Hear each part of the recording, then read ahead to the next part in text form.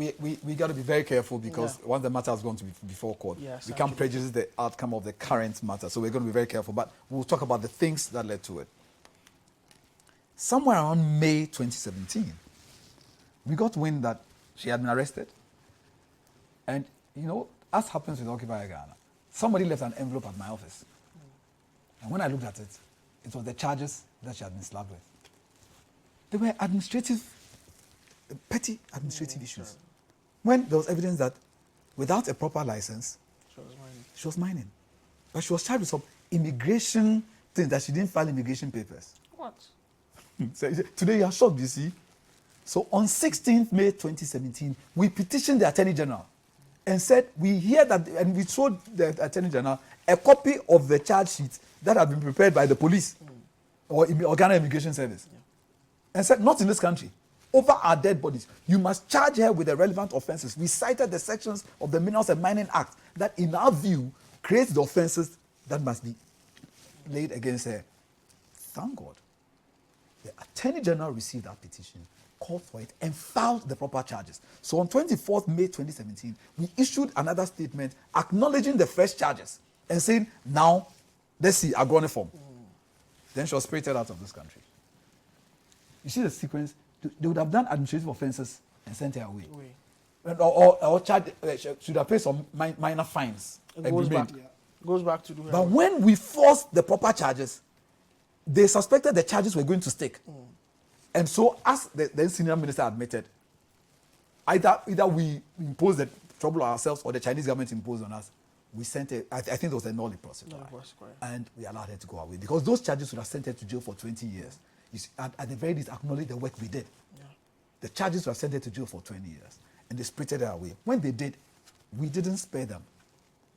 We did not spare them. On 24th September 2019, we said that then the senior minister came to defend it. We were on his tail. Finally, the president came and admitted that it was a mistake. And we told him that the Aisha Huang mistake was a slap in the face of Ghanaians. 24th September 2019, reported by Graphic. We later went back and said that his fight against galamsey died the day they allowed Aisha Huang to go. You see, because we didn't, remember we went out, we spoke about the issue of the burning of the champagne. And we actually called a criminal. You see, the law is very sensible. It says if the person is engaged in illegal mining, arrest the person, seize the equipment, take the person to court, let the court jail the person, and order that the equipment be confiscated to the state. Instead of doing that, we are burning the equipment. And we saw it with the excavators, the ones that... Yes, they burnt them. And burning the excavators didn't change anything. No. It's back.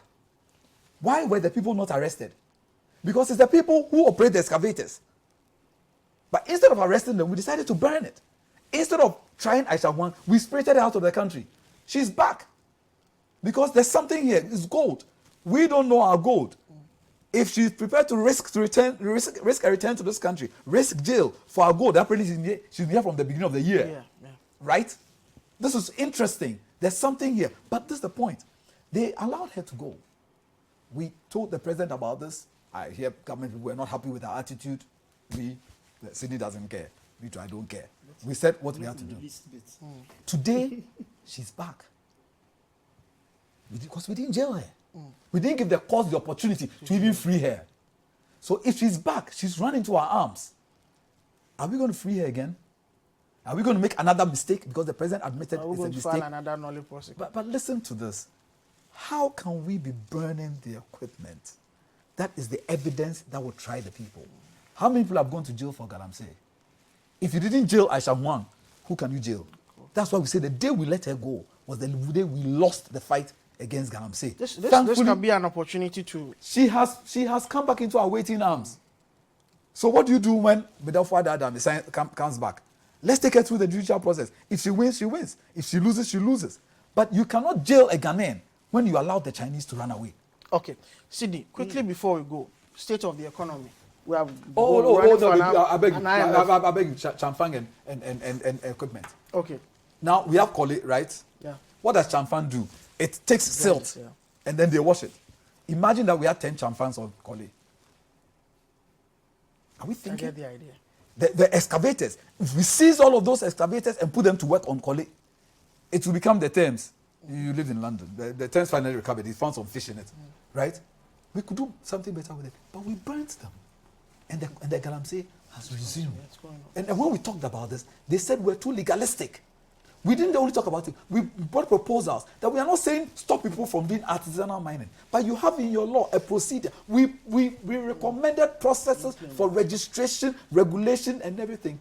Nobody minded us. Galamsey is back.